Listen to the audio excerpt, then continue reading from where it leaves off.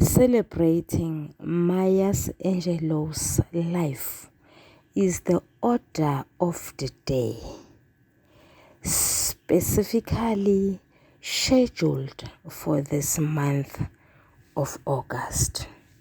Women of high stature like her will always utter something that is substantial. She once said, and I open quotes, "Prejudice is a burden that confuses the past, threatens the future, and renders the present inaccessible."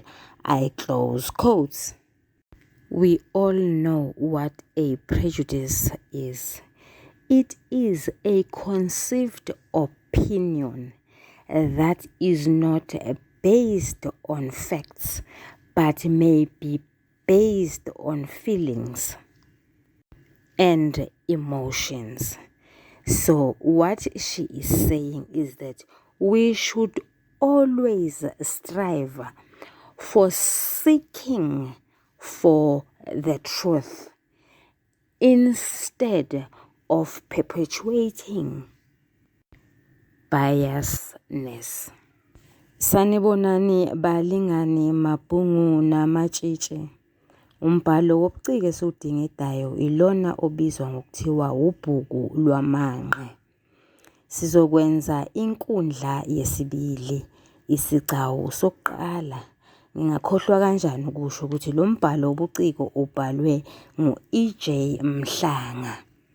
Sizothi uma sesiqedile ukufunda bese sidingida umbuzo omude noma inkomba kumbe uphawu lokuhlaziya olubizwa ngokuthiwa isakhiwana. Ake ngifundeke. UThamsanqa usemsebenzini. Namuhla kafikanga ngesikhathi esejwayelekile. Ufika umzimba wakhe utubekile. Uhlezi ehhovisi imicabango isina idedelana. UThamsanqa sivule abakaki. Izandla zombili uzibeke ezihlathini. Kuyabonakala ukuthi imicabango isezinkalweni aze aphimisele. Sivale abakaki. Ewu madoda, umzimba wami ubuhlungu. Ungathi ngilale ngidlile kanti lutho. Sivule abakaki. Azelule okomuntu ovuka ebuthongweni. Sivale abakaki. Izinto zingimele ngenhla. Kangiyazi lento aseyiyona uphindisiwe. Namuhla ekuseni ubengemuhle neze. Ingabe kwenze njani madoda? Ingabe imfihloni lena ayigodlile? Okungicakayo ukuthi zonke izimo besibhekana nazo ngqo sisobabili noma ngabe zilukhuni kanjani. Kangiyazi lento esidala ukuthi angivalele ngaphandle manje. Kusha-ke lokhu. Sivule abakaki. Kukhala ucingo. Asukume aluphakamise. Sivale abakaki. Yebo, nguThamsanqa Mathonsi okhulumayo. Ngingakusiza. uMathonsi. Kuhle kuseni ndodana. Niyavuka kodwa uThamsanqa. Sivuka nani kodwa mbuya ngoba kusinda kwehlela. Sivule abakaki. Edonsa intambo yocingo ukuze abuyele esihlalweni abehlezi kusona. uMathonsi. Ubudoda yibona-ke lobu ndodana. Phela izinkinga izona ezihluza ubuchopho bomuntu. Kithina sekungamahlala khona. Sesajwayela ukuligwinya lishisa. Ukubalulekile ukulwa impi eqondene nawe ngqo. Lapho-ke kufanele ukhiphe zonke izikhwepha zakho ukuze uyahlule. Sivule abakaki, ehleka kancane, sivale abakaki. Uthamsanqa, kunjalo baba, kepha zikhona ezinye izinkinga ezingaphezu kokwenza. Phela kuyashiwo ukuthi injobo ithungelwa ebandla, noma-ke kuphinde kuthiwe iningi liyabona ububende. UMathonsi, kunjalo ndodana. Ngithemba uyakhumbula ngikudonsa ngendlebe ukuthi ukubuka izinto ngeso lokhozi kufanele kube yisikhali sakho. Izimpikokazi zalo zibe yisiviko sakho, ubuchopho balo bube yiqwa lakho lokuhlabana. Uthamsanqa, ngikhumbula kahle kaMhlophe Mbuya kaMhlandla. UMathonsi, ngiyazi wawucabanga ukuthi ngikhuluma amazwi obunkondlo ngoba ngiyimbongi phela, kepha ngangazi ukuthi uma imizuzu yempilo ilokhu inyathelana, izimo ziyaguquka, liyabalela liguqubale. Uthamsanqa, lisho uliphinde baba, ngiyakwazi lokho. UMathonsi, sesifikile leso sikhathi semisinga yeshisandlu engangikhuluma ngaso. Ngasho ngathi ngelinye ilanga like likhiphe umkhovu etsheni, ngelinye futhi lidlisele ngamathe ezimpukane, ligcine ngako ukuyidliva selibuyisa ngezikhukhula. Indoda ibonakala lapho-ke ukuthi izikhali zayo izifumbethe kanjani. Ewu, sengilibele ukwanda ngezindaba, sengikhohlwa ukungena odabeni engize ngalo. Phela wena usemsebenzini ndoda, ungephike nathi esesiphenduka nezicelu lize liyoshona. Uthamsanqa, lezo ziluleko ngizikhumbula kahle kaMhlophe baba. Ngesinye isikhathi umane uphunduleke nje uzwe izinduku sezikuqoqoda ikhanda, likhule lokuthi kuhle inkunzi uyibambe ngezimpondo ngoba wayibamba ngesinxele konakele. Wahlasela kusile nje Mbuya, ilibangisephi? UMathonsi, ingalibangisa phi ndoda yamadoda ngoba umkhonto uqonde kuwena ngqo. Ndodana, nginesifiso ukuthi namuhla wedlule lapha ekhaya uma uphuma emsebenzini. Kukhona udaba olubucayana engithanda ukuthi siludingide nawe. Uthamsanqa, sivule abakaki, ngovalo sivale abakaki. Kwenze njani baba? Kukhona okonakele. UMathonsi, sivule abakaki, ehlise umoya, sivale abakaki. Cha, ungethuki ndodana, kukhona okuthanda ukungiphazamisa emqondweni, kepha wena ngicela wedlule lapha ekhaya njengoba ngisho, ukuze ngehlise leli gwebu lovalo enginalo. Uthamsanqa, daba luni esingeluxoxe ocingweni baba, ngoba ungathi nginenkingana namuhla kusihlwa. Kunomhlangano okufanele ngiphuthume kuwona ngezikhathi zehora lesihlanu. UMathonsi, kuhle phela ndodana ngoba ninezinyawo ezilula zokufika lapho nithanda khona nangesikhathi enisithandayo. Inyoni kayikhulunyelwa emlilweni ngoba izindonga sezaba nezindlebe. Kubalulekile wazi ndodana ukuthi lolu daba luthanda ukuba bucayana, kufanele lusukunyelwe kusashisa nje. Lufuna sihlanganise amakhanda. UThamsanqa, ngiyezwa baba, ngizozama ngawo onke amandla ukuthi ngifike. UMathonsi, wenze njengendoda mfana wami, ngoba noma le nyoka singeyibambe isavele ngekhanda, kepha kufanele sicwaningisise ubukhulu bomgodi wayo nokwazi nje ukuthi iluhlobo luni, ukuze siyigcabele ngezibiba ezifanele. Akuthi iyaqala iyagadla sesingangayo. Sebenza-ke ndodana, sengiyobona ngawe usufika ntambama. Sivule abakaki, alubeke phansi ucingo, sivale abakaki. UThamsanqa, sivule abakaki, usalubambile ucingo. Ezwe ikhanda lakhe lizululeka kancane, asukume alubuyisele lapho luhlala khona. Sivale abakaki. Ingabe yiluphi lolu daba ubaba angifunela lona kangaka?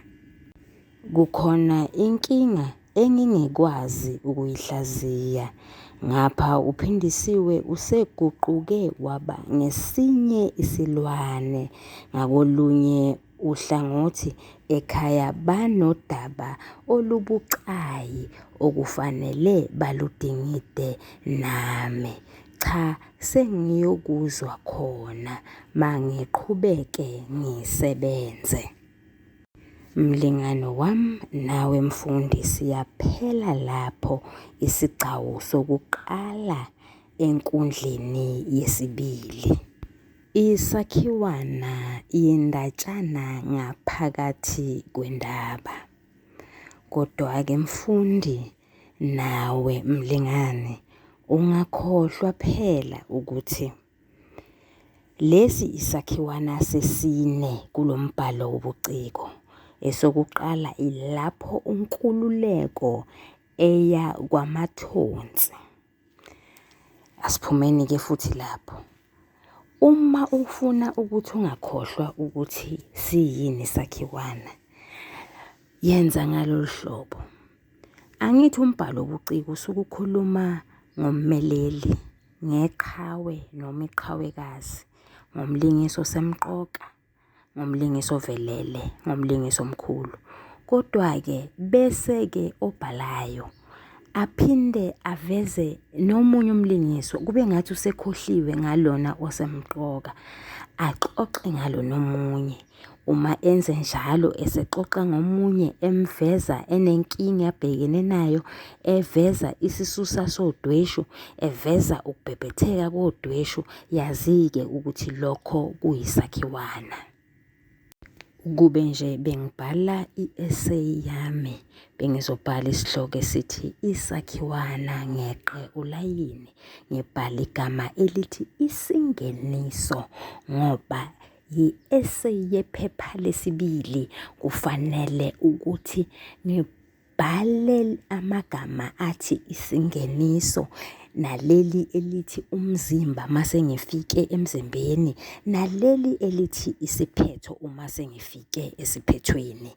Ake ngiyingenise-ke le ndaba,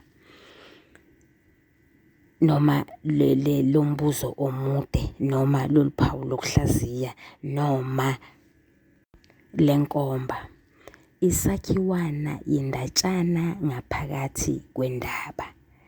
Kulesi sakhiwana sethulelwa uThamsanqa Mathonsi njengomlingiswa osemqoka, noma iqhawe, noma ummeleli, noma umlingiswa ovelele, noma omkhulu.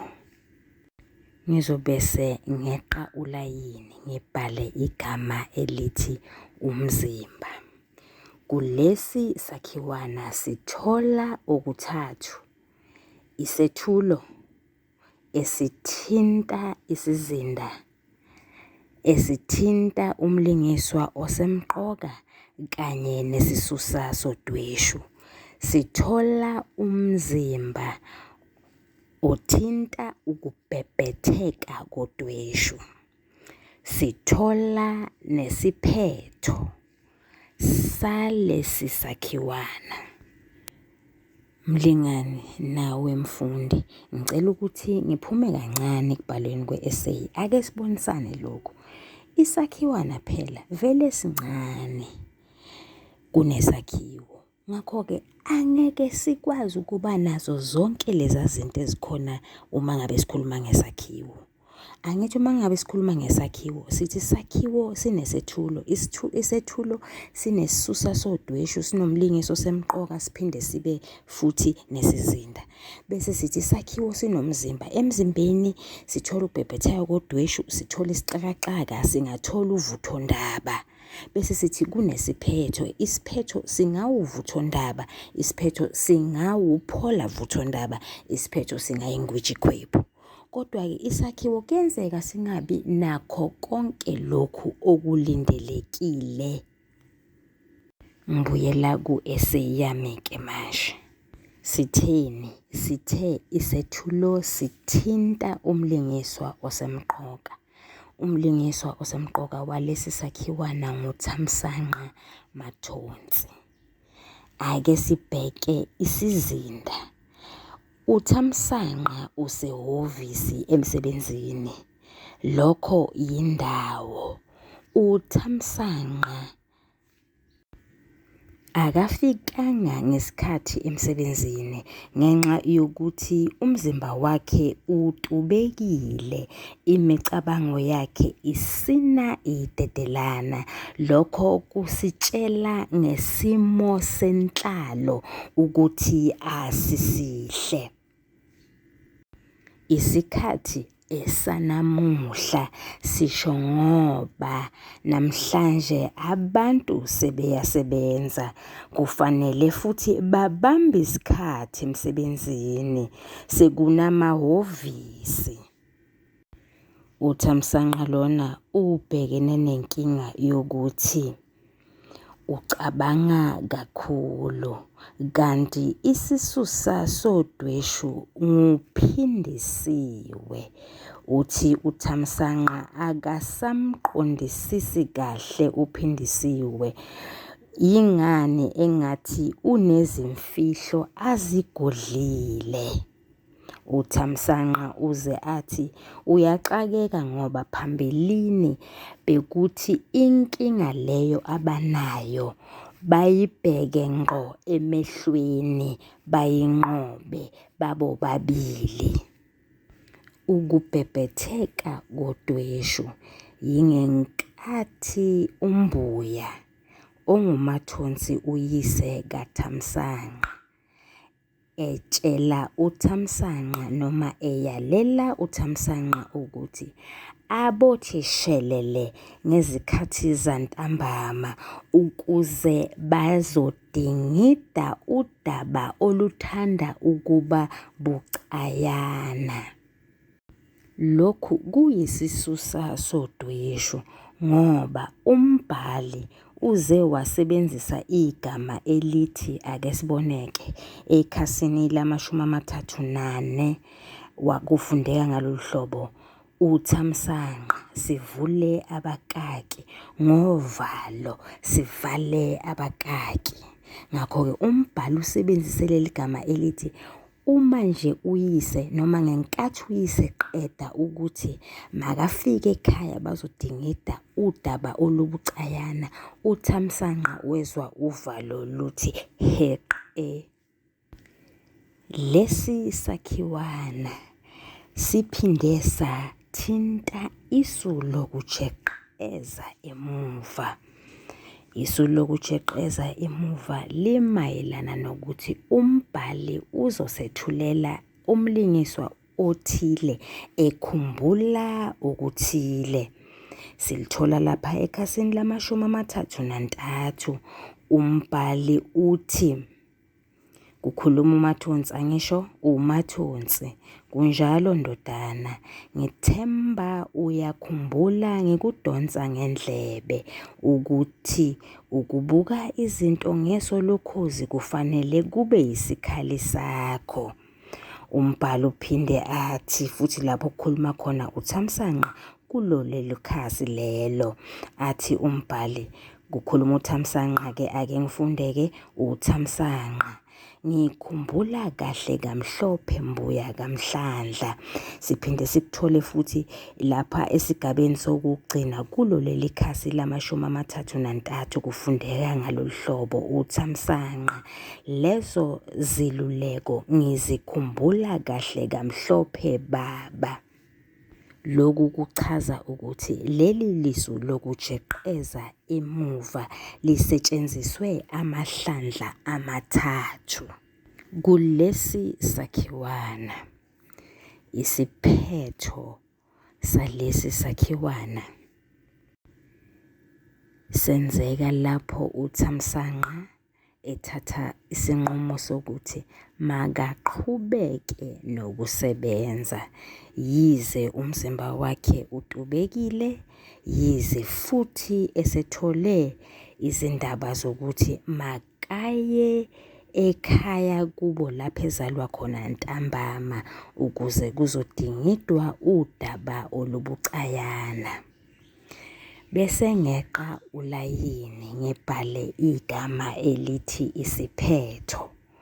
Ngizothi-ke uma sengiphetha ngiveza uvo lwami ngithi umbhali akaphumelelanga ukusethulela isakhiwana ngoba lesi sakhiwana asiphelele, kunezingxenye ezishodayo njengesixakaxaka, uvuthondaba, ngoba noma eyiphethile leso siphetho sakhe akulona uvuthondaba.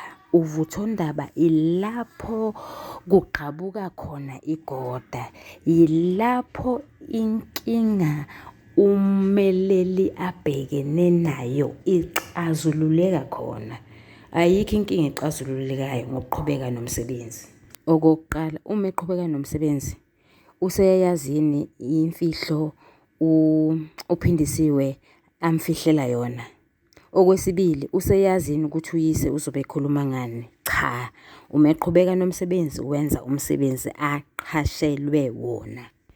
Balingani bami nani bafundi, ngiyabonga kakhulu, nisale kahle, niyathandwa. Ningakhohlwa ukusubscribe. Sinamashaneli amathathu, eyokuqala isiZulu The Curriculum Breakdown, eyesibili isiZulu Grade 12 Intervention, eyesithathu isiZulu FAL The Chat Room.